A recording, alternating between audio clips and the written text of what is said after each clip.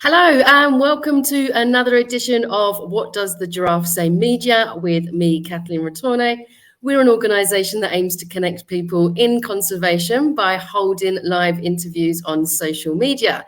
Today, I am very happy because I am joined by Sacha Dench, otherwise known as the Human Swan, and also the CEO of Conservation Without Borders. So, Sacha, I'm going to hand over to you. If you could tell us a little bit about yourself. What was your driving force behind you getting involved in conservation? And it's now becoming a big focus of your life. Is it something that was a big event? Was there a person that was responsible, part of your upbringing? Can you talk to us a little bit about this? Okay, I can't really remember a time when I wasn't interested in nature. So I think that comes from being born in Australia. I grew up part of the time on the northern beaches of Sydney, where I had all the liberty of exploring the coast. That was at a time where in northern Sydney, everybody had tiny little houses, not the big posh $1 million homes they have these days, and nobody ever locked their door. And the ocean and the sea was our playground. And my mother at the time actually lived in the bush down in southeast Australia. And they're in a house that we built ourselves over time. And so there I had, again, the full liberty to go and explore there. And my nearest friend was 2 hours walk away. And we didn't have telephones in the bush then, not in the beginning anyway. So, we were basically allowed to go off and camp for a couple of days at a time on our own. And as long as we were near somebody's house, and we were always pretty much following a river. So I had a pretty wild and nature-filled upbringing. Both my parents also were really were divers and into the sea as well. So I guess I grew up surrounded by nature and kind of feeling very much at home in nature. My mum's place was, as I said, a house that was built over time. When we first moved there, it was a 40-acre block of bushland that bordered on a river. It was a one-room wooden house on stilts with a can toilet out the back, and we didn't have fridge or power or anything. So the fridge for putting meat and cheese in was a metal box. Can't remember what we used to call it, with lots of little holes in it, and it would hang up and had a wet cloth over the top of it, and the sort of breeze was meant to keep it cool.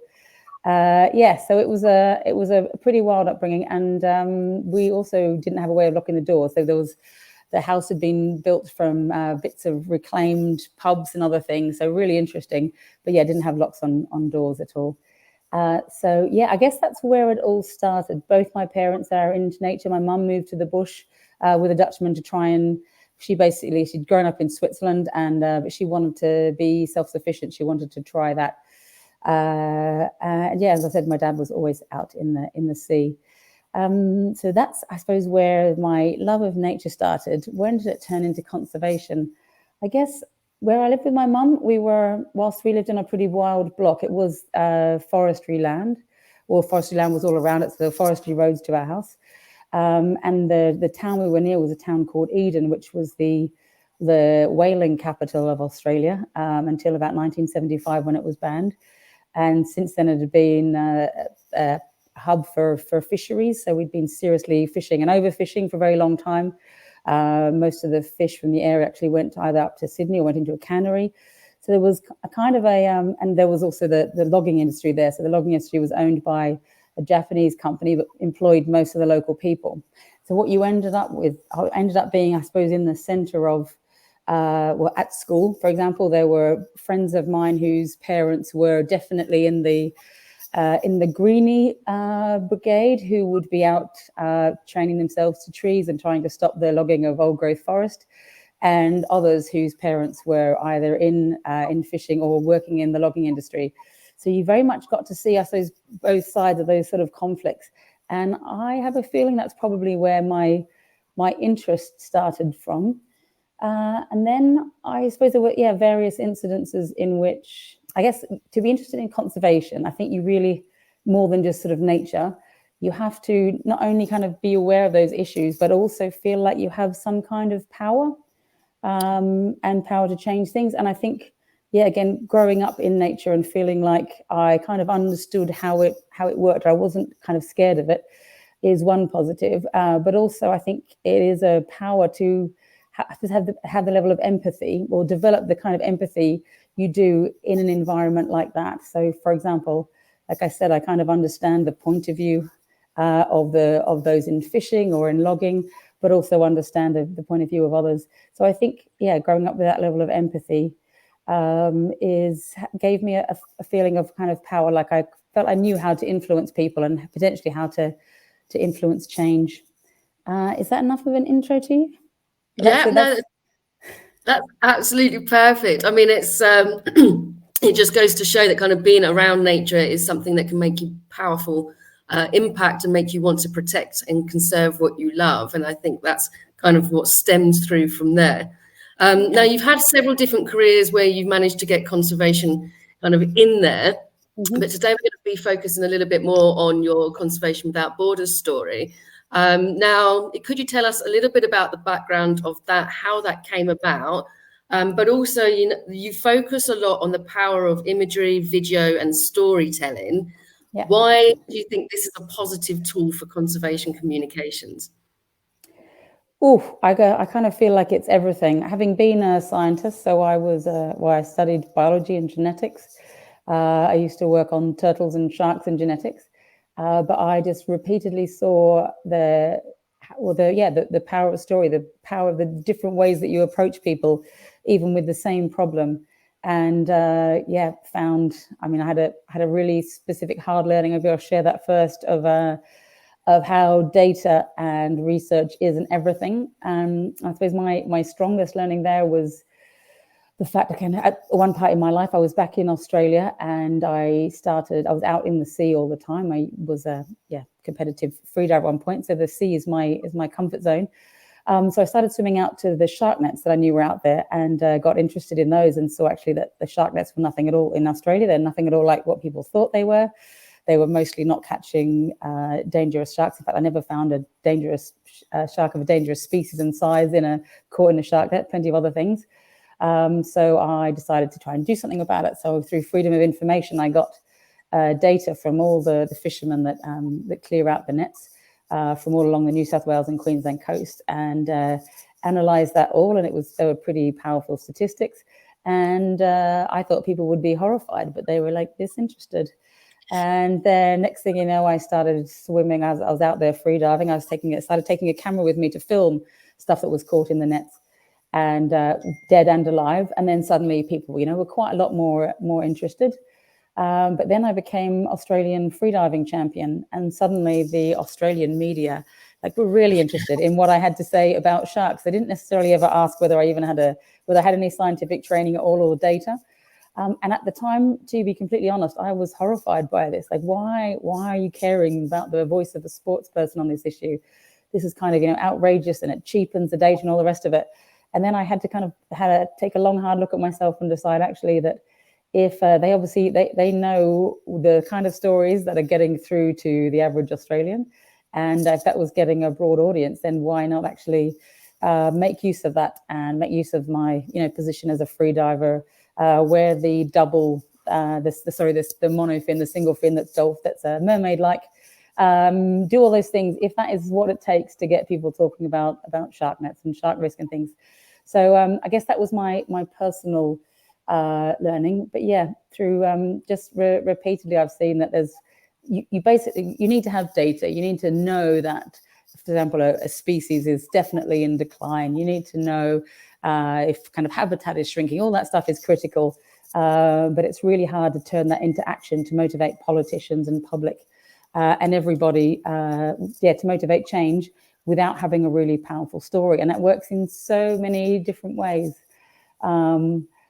And I'd say, one of those, for example, is the difference. And I'll take an example from our recent project with the swans, in which we really wanted to target hunters who we knew hunters up in the Arctic, for example, were involved in the shooting of swans. So 30% of all birds X-rayed had lead shot in their bodies. This is living birds. So we knew shooting was an issue, and we had a good idea a lot of it was in the Russian Arctic.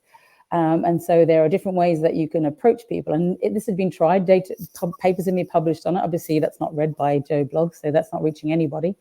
And then you can go up and start kind of going to a hunting meeting and saying, look, we know that you're shooting swans. Don't try and pretend that you're not. We need you to stop it because the swans are dying. That's one way of doing it. It might work with a few people, but another way of doing it is going up there and presenting why I personally kind of the story of the swans, how amazing they are, why I might care about it, and asking them to be to help us try and solve the solution. So basically offering them an option to be one of the good guys, to be on the conservation team, rather than telling a story which instantly pitches them as the bad guys against the good conservationists, which I just feel so rarely works. And I think from really going from a point of empathy, putting yourself in the shoes of the other person and realizing most people think they're good people and want to be one of the good guys, you're way more effective. But yes, I could go on about storytelling and the power of story, because I just have found, like I said, I think it's everything, and it's everything that's missing. And that's kind of how you then became known as the human swan. That's okay. That's how you became known as the human swan, because you decided then that you wanted to do something a little bit crazy to try and raise awareness of the flight of the swan and the dangers and the issues it was facing there. Now, that was an incredibly powerful way to get people's attention. What you did was hadn't been done before, and it was a great way of you also stopping off at the different locations from Russia all the way back to the UK and talking to people in the local communities. Was the success of this then what kind of gave you the inspiration to start Conservation Without Borders and to start doing a lot more focus on these kind of expeditions? Yes. So, and also the fact that people agreed to it. So, I've over years had kind of ideas, or potentially crazy ideas, and not necessarily have been bold enough to present them all. But with this idea with the swans of, when they were saying, can you get lots of, how do we reach the hunters and the power companies and all this? And the fact that I could suggest, well, what you need to start off with is a really powerful story. And the bird migration is one great story. It's the kind of James Bond story of the bird world. And then have a woman flying alongside them or trying to be a bird. Either way, the media are probably going to jump at that story. But the hurdle I had to get over first was to convince a load of conservationists used to traditional methods of solving problems that conservationists have in their toolkit.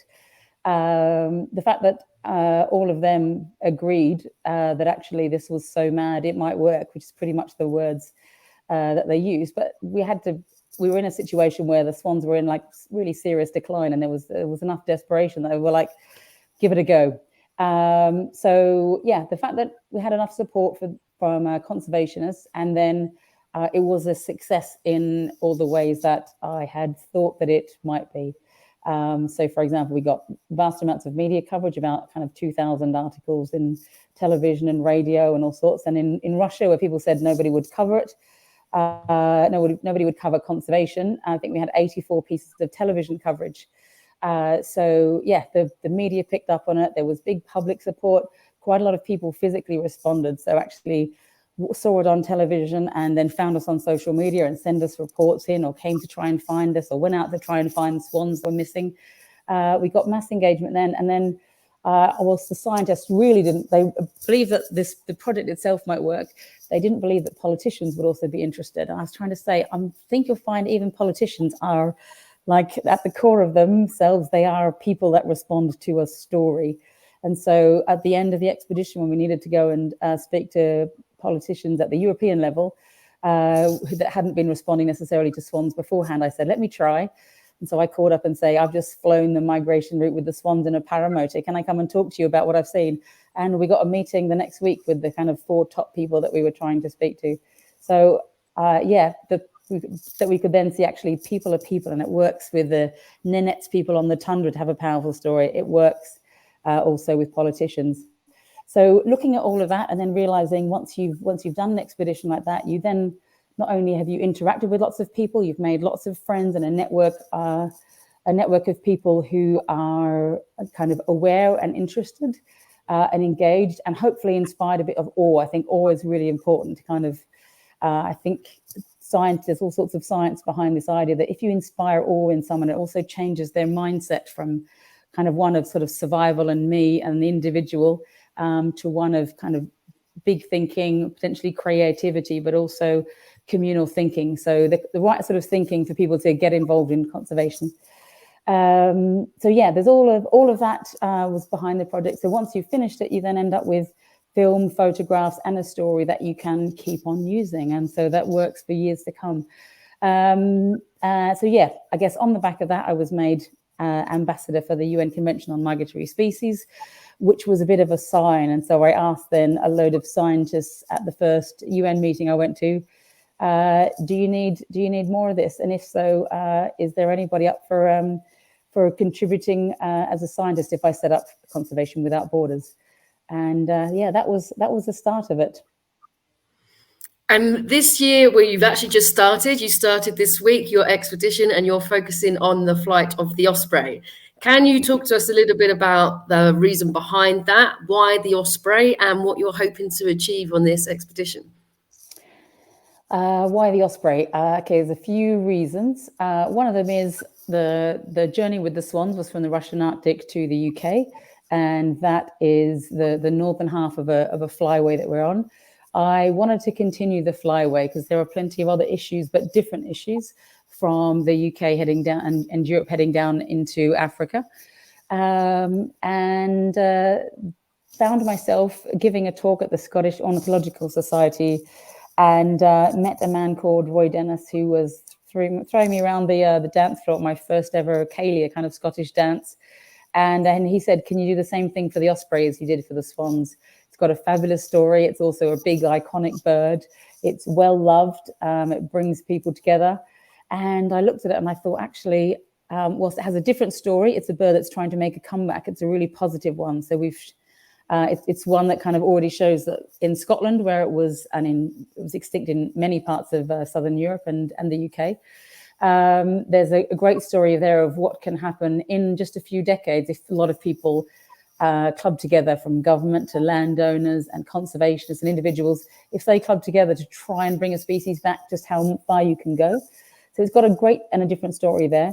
It's also has a really interesting position in the food chain. So being top of its food chain, it relies on trees and healthy forests. It also relies on healthy marine and freshwater wetlands to feed. It's feeding on fish, and those fish, many of them are insectivorous as well. So basically, the position it sits in an ecosystem, it's a really good indicator for the health of a flyway.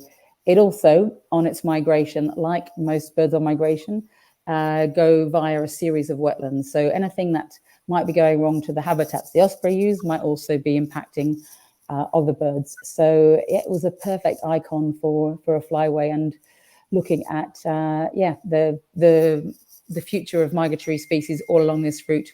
But there was another thing I noticed on my last expedition. So that not only is kind of flying along a flyway, telling a story involving lots of people, not only is that a great way of helping migratory species, which are some of the most challenging to conserve because they rely on so many countries and different people and everything else.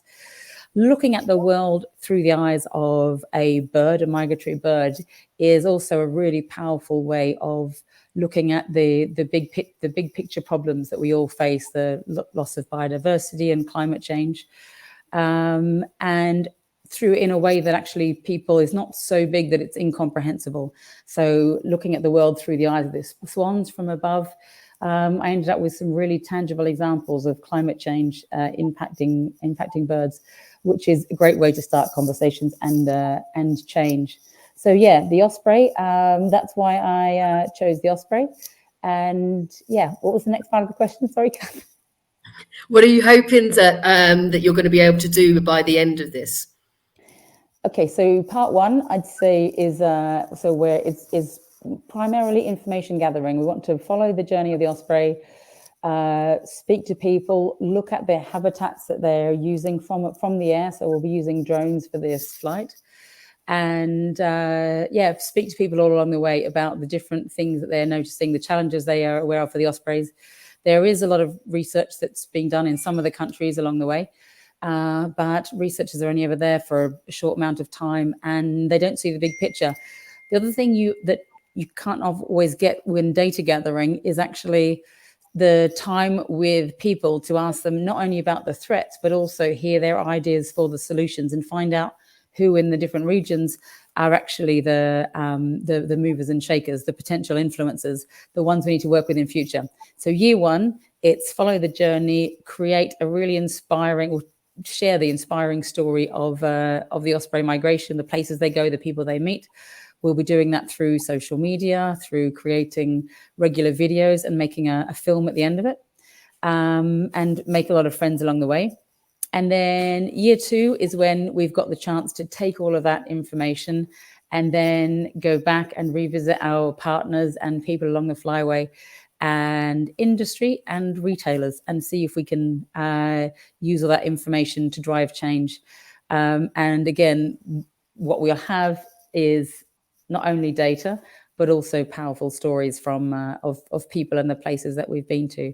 So yeah, I'd like to see actually that within 2 years, at the end of 2 years, we can actually make quite significant change. And the reason that I think that is, looking at even the examples I'm aware of just from distant research, there are places where a particular industry, extraction of a certain resource is having a big impact. And in fact, that whole impact is coming from, or nearly all of it is coming from the UK and from the major UK retailers. So if all of the retailers got together and decided that actually they weren't going to buy that anymore, or they weren't going to buy it if it was made in that way, then we could solve the problem really quickly. All we have to do is be able to present them with evidence of the issue, a powerful story that they will help explain also to customers why they might have changed that particular product. And then also a solution, and then be able to show the impact. Because I just don't think these things are very complicated they're complex, but they're easy enough to solve. But you have to force people to sit together, look at the big picture, and want to make a difference. And I think the mentality is getting there.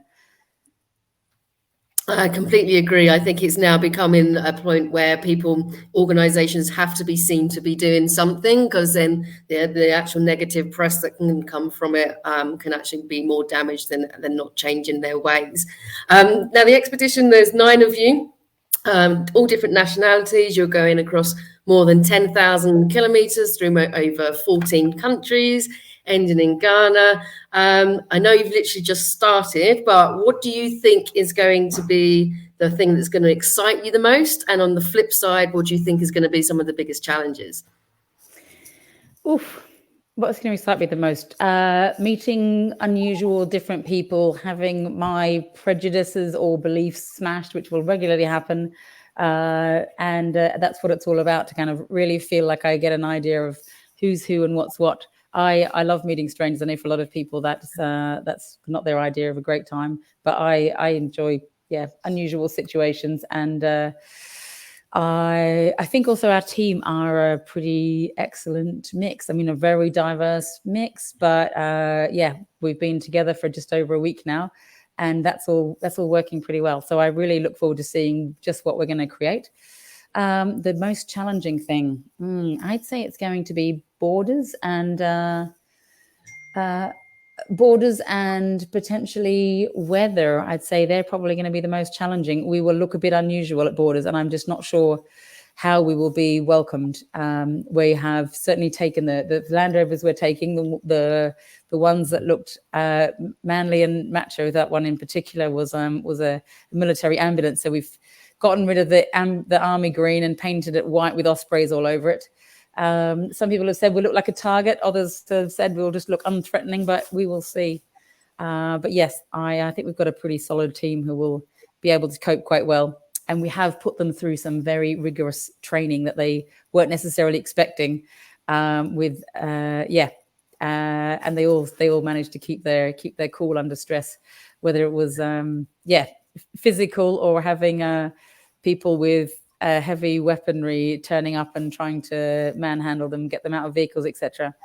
I've been pretty impressed, so I'm hopeful. I think it's going to be an absolutely incredible experience. And if people want to follow along, you can do by checking out the Conservation Without Borders social medias. They're across all the different platforms, from Facebook, Instagram, YouTube, LinkedIn, and we've literally just launched a TikTok site as well. So there's everything for everyone, and there's going to be different content on all the different platforms so you can follow along. And as well as the educational side, they're going to be showing the life on the road, realities, the highs and the lows, and all the different kinds of challenges they're going to be facing on their expedition. We've got a question coming through from Rosie. Hi, Rosie. And she is asking, when talking ospreys, which nest birds should we be watching? Oh, I just say your local birds. In fact, I've no, whereabouts is Rosie from? I'd say, watch your local birds, like your local wildlife. They're the ones, that's the kind of region that's within your power to support and look after. So yeah, I'd say local. But to be honest, dipping in and out all of them, we've put all the ones in the UK, we've put them on our map so you can dip in and out. But I think if you're on any of the forums, any highlights get shared with people. So but focus on local, I'd always say. And then we have another question coming through from Cindy, and they're asking, how did you start your conservation journey? They're interested in this field and looking for some advice. I think I know from doing these shows before, there's a common misconception that you have to have a science background to get into conservation, and you can't be a conservationist without having that kind of thing. What's your thoughts on this? What would you suggest for those who want to start out in this field? I'd be potentially controversial and say I think there's enough biologists and ecologists in conservation. They have a one narrow kind of skill set in the grand scheme of things. But I would say we probably need everybody to consider that actually, whatever role they have, that considering the state that the planet's in at the moment, we all need to be bringing conservation into our ordinary roles, whatever they are. But there's definitely space for all different sorts of careers. So, for example, in order for us to put this together, I have relied on, and to drive change in the past, I've relied on lawyers, I've relied on designers, I've relied on speech writers, all sorts. I definitely think there's enough conservationists, and I think most conservation charities, if you have a different kind of skill, I would say, offer it to locals and see what to local organizations and see if they actually need whatever you can do. There's also, I know there's volunteering kind of websites where charities can put up notes of volunteers they need. And if you just getting a bit of experience, if you're the kind of person that knows how to, I suppose, create a role for yourself, I've quite often done that. Offer your skill to somebody, and then try and either see if you can demonstrate the value to them, and then you can use it either to get work with them or to find work elsewhere. But yeah, I worked for a while, very well paid in a standards organization, and whilst I wasn't, my brain wasn't engaged to say that in what the standards organization was doing, it's very important work, but it wasn't for me. I did manage to convince them to adopt standards which were all around the environment and environmental standards. So that kind of, that at least kept that into my work. But I definitely think, we should all be trying to be conservationists. Yeah, it's something that everyone can bring their own unique skills to the table for sure. And we got a question coming over from Alison. Hi, Alison, and she's asking, which countries will you be visiting? Okay, so UK, that's Scotland, England, and Wales. Then France, Spain, Portugal, Morocco, Mauritania. This is just a geography test now, isn't it? Mauritania, Senegal, Gambia, Guinea-Bissau, Guinea, Sierra Leone, Liberia, Cote d'Ivoire, and Ghana. If that's 14, I've got them all. Yeah, that was. So yeah, that's all the countries they'll be going to. And then we've got another question coming through asking, what is the duration for migration birds leaving the UK and going into Africa and then coming back again? Okay, so it varies. So the bird, different birds use different types of flight. The osprey uses soaring flight mostly, so it will look for where there's thermals and gain altitude then and do long glides. Other birds will flap the entire way to Africa. So the amount of time that it will take them depends very much on the bird and the conditions at each site. If the weather's horrendous, they might have to stop off at a site for a long period of time. The ospreys, I think, have been known to do it in as quick as 6 weeks, in fact, even shorter. But yeah, the return journey, most juvenile ospreys don't come back to the UK and Europe in their first year. They spend 2 years down in Africa getting strong before they return to the UK and try and look at sort of and creating a nest site or thinking about breeding even. And going the other question was about, sorry, there was another bit about weather. There was another question about weather. Yes. Okay. So in terms of weather, birds will generally look for tailwinds where they can, and the ospreys will look for tailwinds and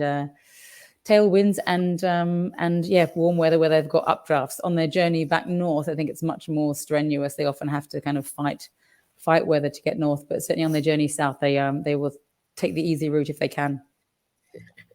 As we all do. So as well as doing your conservation work, because of the different things that you've done, whether that be in your extreme sports plan or your expeditions itself, it's also given you a bit of a platform to become something of a motivational speaker, and you've done a lot of different talks on different platforms.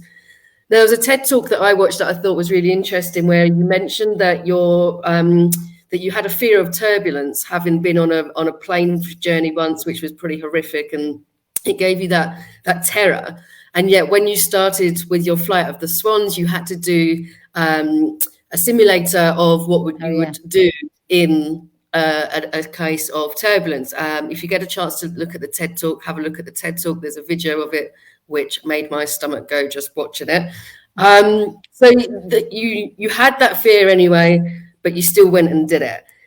At minute, you've had an accident where your legs, one of them is still in a metal casing, but you're still pushing yourself both mentally and physically to go on this expedition. What drives you to do this? What gives you that motivation? And if someone's a little bit nervous or they have genuine fears about doing certain things, but they need to do it, what would you advise them to do to get through that? I guess for me, the key thing is that I have found an area of conservation where I think the sweet spot, which is really where my passions align with the things that I think are important and my skill set. So where I think I can really make a difference. I've been lucky enough that those, even though at the moment I'm not able to fly and I'm walking with crutches, my skill set is broad enough that I still think I'm still working in this area, able to go on an expedition and have a lot of impact. So that's, I suppose, a key thing. Find something where you are, those things all align, because that's where you'll have the most strength to carry on and overcome hurdles. So yeah, if your passions and the things that you, I guess what fires you up, but also what you logically think is important, and where your skill sets are is great. And then the other thing is, I think my belief in and my interest in the kind of subject is way bigger than me as an individual and my legs at the moment. So I wake up in the morning and I think about conservation. I think about the big issues. What we haven't mentioned in this chat yet is that on the swan flight, obviously climate change was repeatedly, I just saw it repeatedly, hard kind of examples of how it's impacting wildlife and people. But also we lost our family home in the Australian bushfires, so the home that I mentioned, and to a fire that was like on a scale that hadn't been seen before, and it's made climate change feel quite personal. And it is, yeah, it's way bigger than me and what might be happening with my legs today. So yeah, found something that is that's bigger. And if you have that, I think that you can overcome most things. If your kind of focus is on what's ahead, it's a bit like in driving. You need to look a long way ahead rather than at the road kind of right in front of you. That's, I think, part of it. I also, again, I think growing up in the bush and having a very childhood where I was given the freedom to experiment meant that I kind of trust that I can solve problems, and you have the freedom to kind of fail and maybe fail in private. And I'm not really scared of failure anymore. I mean, as long as what I was trying to do was for good and had the interest of a lot of people or others in mind, then what's the shame really in failing? I think that's something that I'd like for a lot more people to feel, that actually It's not you've just learnt one way that maybe doesn't work, and have more information that might make you more successful next time. So yeah, try and just not be afraid of failure, because people won't notice it for very long anyway. Yeah, that's true. And if you're doing things for the right reasons, then people will respect it, whether you succeed or not, I think. We have a question coming from Jason. Hi, Jason. He's asking, do you consider yourself a compassionate conservationist by all of its meaning? I'm guessing what he means by that, correct me if I'm wrong in the comments, Jason, is you take other people's situations into consideration. For example, when you were talking with hunters in Russia, you were listening to why they're doing it rather than lecturing this is wrong. Yeah, you have no power if you go in there just talking about something you know nothing about. So, I mean, I'll give you a very tangible example with the hunters. We can sit in a room full of researchers and talk about hunters, and everybody's got a picture in their head of what a hunter is. I went up to the Arctic and inquired and went to speak to as many people as possible in hunting. And we found that hunting up there includes the Nanettes, who haven't got any agriculture, so they rely on meat and berries and mushrooms pretty much. So they need to hunt, but they are completely comfortable with having animals like reindeer that are pets. They also use them for transport, and they revere them, but they will also eat them. So they are comfortable with that kind of relationship with animals. But the hunters are also Southern Europeans who fly up in helicopters and want to pay somebody a lot of money to go out and shoot 100 white birds. But it's also, I found when landing in a tiny community where I was asked to go and speak to all the school children in one, they're all crammed in one room from 5 to 18. And I asked them, as the teacher, do they all know much about nature? And they said, oh yes, most of them start shooting at 9 years old, where before they come to school in the morning, they're hunting for their family. So now I know that when we talk about hunters, potential hunters of people shooting swans, we're talking about everything from reindeer breeders to Southern Europeans to potentially 9-year-old children. You haven't really got any chance of solving something like that unless you have enough compassion to go up, get to know them, get to know why they're doing it. And that's how you try and find a solution. And you're much more likely to drive that change if they like you. Yeah. And also if you give them a viable alternative as well, instead of just saying, okay, don't do this, it's bad, it's coming up with solutions together.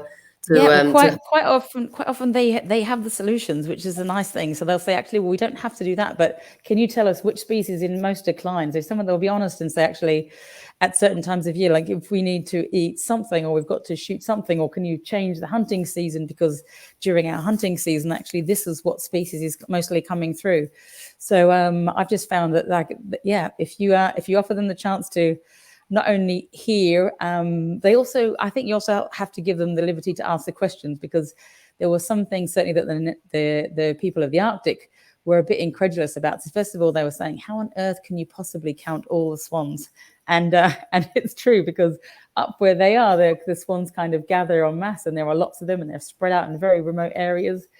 But to explain to them that actually over certain weeks all across Europe, volunteers go out everywhere, and we've got very little habitat left. So they're all kind of bunched in a few places in every country. So actually we can, and being honest about all the different threats that are elsewhere, the Arctic is brilliant for birds. You have to give them the opportunity to question it. Some of them also said things like, well, we know that the swans are protected, but we thought that was just because they're in fairy tales, and nobody likes shooting swans because they're, you read them in fairy tale books. I had to explain to them the kind of research rationale behind it, but they are open to that conversation. So, yeah. And then we have a question coming through from Jeff. I'm just going to bring that one in. Thank you, Jeff. Great question. He's asking, if you are able to affect one change as a result of this project, what would it be? One change. Oh, hugely empowering the conservationists in all the countries we go to, both by raising their profile locally, but also, giving them, I suppose, some international backing, because I think if they have the same sort of attitude, and if we are able to keep giving them backing, then they could really help. Oh, but can I have another one? Because I think some real power can come from them, but also I think industry needs to take a really good hard look at itself. And I guess what I'd like is for people within industry to think about themselves as individuals and as their roles as humans on this planet, rather than just being a part of a machine with no power. So maybe empowering individuals to use their rational mind rather than their corporate mind. Certainly for the next few decades, we've got a really limited time to make change happen. And then Sharon's asking, kind of feeding on from that quite nicely, actually, are you hoping to engage communities on the flyway on other topics such as ocean plastics and plastic pollution, as well as habitat and wetland threats? Yes, I would say they are all connected. But yeah, we are specifically doing a strain of research on looking at plastics along the coast, and particularly doing transects and gathering sections of that and figuring out where it's actually come from. So yeah, plastics is a big part of it. Thank you very much for the question. Okay, well, I've only got one more question left, Sacha, and then we'll start to wrap up. If anyone's got any questions that you'd like to put in, we're mindful of time, but please pop it in the comments. Any that we don't get to answer today while we're talking live, we will come back and respond for you. As well, if you're watching this and it's not live and you still have a question, then please, again, do pop it in the comments section and we'll be pleased to do that for you. So what I wanted to know from you, Sacha, is what are your hopes for the future for Conservation Without Borders? What's next? What's next? So I guess our plan from the beginning was something called the 2030 Global Challenge. So trying to use up until 2030, there's plenty of deadlines that humanity has given itself for turning things around by 2030. So yeah, a series of expeditions around the world highlighting the impacts from sort of on people and also on the environment of the big issues, but through the eyes of migratory birds. So yeah, to engage a lot more people, to bring the voices of people and places and wildlife to all the big UN meetings where decisions are being made. So yeah, I hope to engage a lot more people, and by 2030 that we would be obsolete.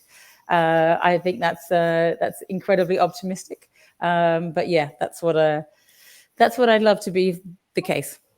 Yeah, I think that's every true conservationist dream, isn't it? That you actually don't need to be one anymore because there's no need for it anymore. Okay, well, we've had some amazing comments as we've been talking. Thank you, everyone, for all your support back home from all over the world. Really appreciate it. Again, if you do like it, please give us a like, comment, and share. The more people who see it, the more awareness we can raise for the work these guys are doing. So before we say goodbye, Sacha, is there anything you'd like to finish up with? No, you should have prepared me for that question. No, but thank you for having me on. I think, yeah, it's a fantastic audience to get people who are already slightly interested in conservation and just need a bit more, I guess, bravery. I think we need a lot more of that. So yeah, for anyone listening, if you've got something that bugs you and a skill that you think that you can offer, and your brain is telling you, actually, we've really got to do something for the planet. Doesn't matter how small it is, doesn't matter how local it is. It's all of those actions which will really add up. Yeah, I completely agree. Well, thank you so much, Sacha, for coming on. And again, thank you everyone back home for watching. But from me, enjoy the rest of your day. Thanks, Kath.